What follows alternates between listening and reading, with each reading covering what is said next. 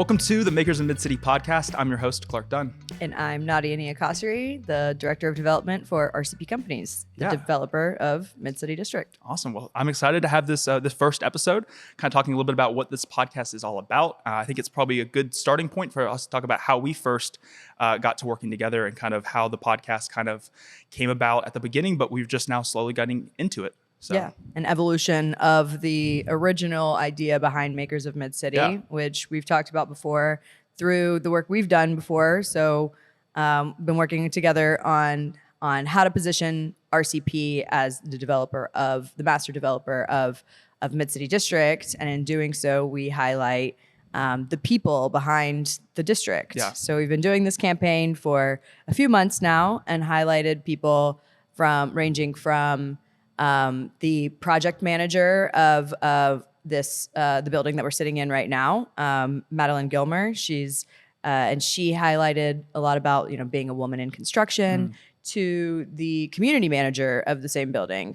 So it's all about the people of the building, not just the building itself. And that's how the Makers of MidCity campaign started.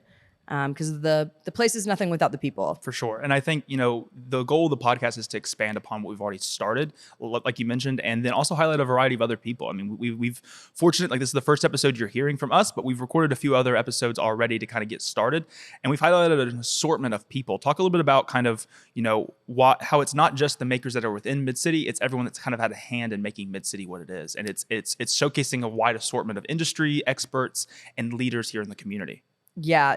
Developers in general, have a massive hand in how the built environment is shaped, and how the built environment is shaped is it forms your happiness. And there's a great book on that called Happy City, and there's a lot of layers that go into a development. And so we want to highlight not just all the leaders, the developers, all the people that you would think are behind a development, the architects, the construction of the buildings, but also the people that are working there, the bar manager, the landscape designer, the facilities managers.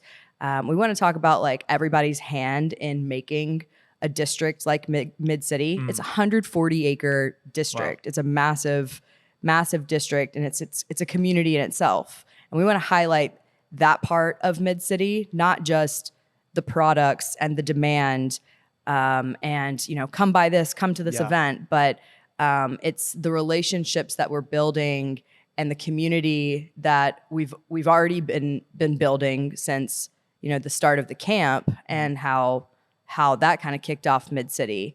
And we've realized that that's really what a lot of our success has been in MidCity, even just only being 30% of the way through at this point. Which is crazy.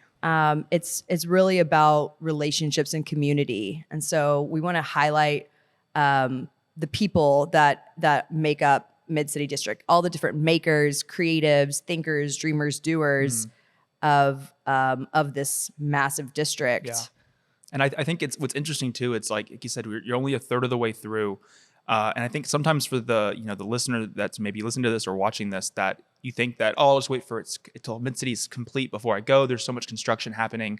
But this podcast is also trying to say like, hey, yes, we're only a third of the way through, but there's still a lot that's happening. There's a lot that's already here. There's a lot that's coming, and there's no need to wait. Like let's introduce you to these people that are doing amazing things here now, and let you kind of get the backstory of why that's happening. Because I mean, the MidCity itself is a project that's been going on since when did RCP actually get the old mall and kind of start this development? 2015. Wow. 2015 was when we purchased Madison Square Mall, and one of the people that I'm thinking about right now is one of our facilities guys, Richard. He was the custodian at Madison Square Mall, and you still see him roaming around these very grounds as part of our team now. And so there's a lot of history like that, of like original Huntsville people that live here, work here. There's also a great deal of people that don't live and work in Huntsville that I think will bring a really unique perspective to their craft in MidCity. For instance, we've already talked to Rob Robinson, who's the chairman of Urban Design Associates, the master planner of MidCity. He's designed cities around the world, and he has his hand and his craft in Huntsville. And so that episode was really fun Yeah, it was a because lot of fun. it's such a unique perspective of somebody who isn't working here and living here every day, that brings their expertise here. And then you have, somebody like an architect like Rob, but then you also have a creative like Brian Manley, who's our graphic designer of the camp and MidCity. And people don't realize that the posters that we've been creating since 2017 when the camp first launched is by a guy in Atlanta, Georgia. And he has had his craft and his expertise and his creativity in Huntsville for what is that? 6 years now, 7 years now. 7 years, wow. Yeah, and I think what was cool about his story too, and you'll hear about it in some of the future episode when it comes out, is that he hadn't been here since before COVID. And so he was here a couple weeks ago when we talked with him, and he was just like amazed because he's like he remembers seeing the blueprint, seeing those drawings, and being like, okay, good luck. Like I'm excited for you. I want you to do it, but like that's a lot. That's a big undertaking. Yeah. And he's like, to now see it, and it's still we're only a third of the way in, and it's one of my together. favorite parts about the job. There's a couple people who work with Rob Robinson at UDA. Lily, Ashley, Jeffrey, and they rarely get to come to Huntsville. Yeah. They come maybe once a year at most. And for them to come here and see their designs in real life, things that they've been designing on their computers for months, years at a time, and for it to come to life right in front of them. Like the new Blue Oak Barbecue sign. Blue Oak Barbecue just opened, of course, and that there's a really cool neon sign, a neon pig sign that moves, and that was designed by them. Yeah. And so for them they haven't seen it in person yet, but I've sent them photos of it, and it's just always really cool to have that perspective of somebody that has worked on MidCity, and that's what we want to highlight. Some people who have a hand in the design, but also the people who are working here every day. Yeah. Like for instance, one of the people that we highlighted in the original Makers of MidCity campaign is Jim Zhu. He is a restaurateur all around town. He has 3 concepts in MidCity right now: Komodo Ramen, Kung Fu Tea, and Tout Le Jour, and he's opening 2 more. So he brings a really cool perspective of somebody who has opened multiple businesses within MidCity and has really invested his time and money into the growth of this district, and he's become very successful in the community that he's built here. Yeah. So it's all these different disciplines coming together to create this affinity district where we want people with unique perspectives to run into each other and then maybe come up with new ideas or new relationships. And I think that like our goal is also to highlight the people at maybe these places like Orion that you know of, but maybe not the person that you thought that we would talk to. Yeah. And I think that's the cool thing too, is like we're giving a voice to maybe someone that has a huge hand in what's going on, has been a part of it for a long time, but not someone that you would actually necessarily expect. But the conversations and their perspective is amazing. And I think you talking about just bringing people together that maybe wouldn't originally have met. I mean, that was what Rob mentioned in his episode. He's like, one of the coolest aspects for him is not necessarily seeing, Blue Oak come together and seeing the pig. It's going to the camp and seeing someone sit on a hay bale and talking with someone else that they would have never met unless they were there, but they're listening to music and having a drink. And he's like, that's those moments that like we're trying to cultivate and kind of that he just loves to see. And at a district that he's had a hand in, and there's some amazing projects that have happened here. And it's like the camp being the first thing that kind of kicked off all of this is the thing that draws him back. The thing that kind of like provides him the most joy.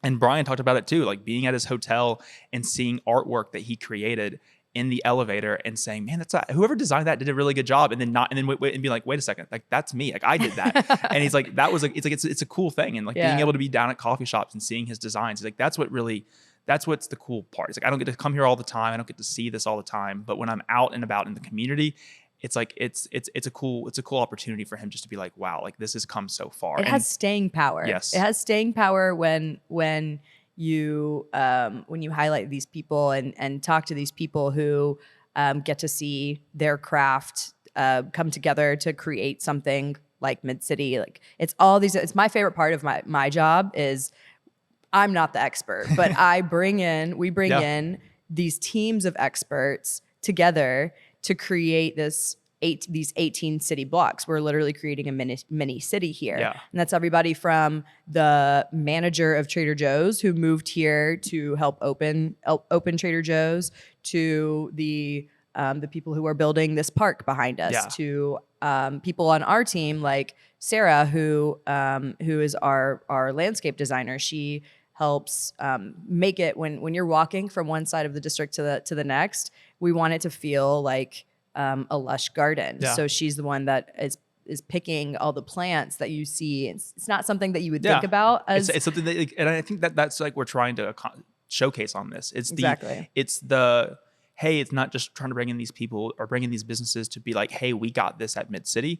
It's to like, we're wanting this to be a community. We're wanting this to be a part of Huntsville. And it's also like, that the ability to traverse through MidCity and everything kind of to like have this synergy amongst, and the park that's being created right here that's kind of have a connection into the Apollo Park and then go into the Orion, and like all of these things, they're strategically placed. But if we don't have the discussion and talk about it like on this, I think sometimes it just thinks that like it just happened at random. Like we just kind of like, oh, we're just gonna throw a plant here and a plant here and a park here and a park here, but really there's a rhyme and a rhythm to everything. And I really liked Olivia Christian's Yes. episode with TVG because she talks about how she went from, it is a brand new venue, right? Yeah. So she's the marketing director for the Orion. So how do you take a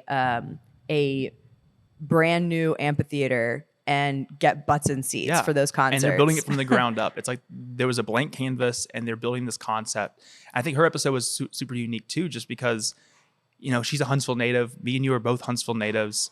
We talked about in the episode that y'all got out, and I've still been here, but it's been incredible to see Huntsville grow. And I think the perspective that we bring. And so on future episodes, you'll hear Nadia as co-host with me. You also hear from Lindsay, who's the executive director of MidCity. Mm-hmm. And so I think bringing in the perspective of someone that's in it, like Lindsay and Nadia, and then having my perspective of someone that's gotten the opportunity over the last few months to kind of learn too, but also I'm just curious about what Huntsville's doing. I could be the average consumer that goes, well, let's talk a little bit about this project, because like I don't think that many people know about this. Right. I don't think that like the way that you approach this is maybe kind of it's hidden beneath the actual building itself. Like people just see the building, but they don't understand all the things that go into it. And the why. Yes. Right. We talk about that a lot, as like not just what we're doing, but why we're doing it.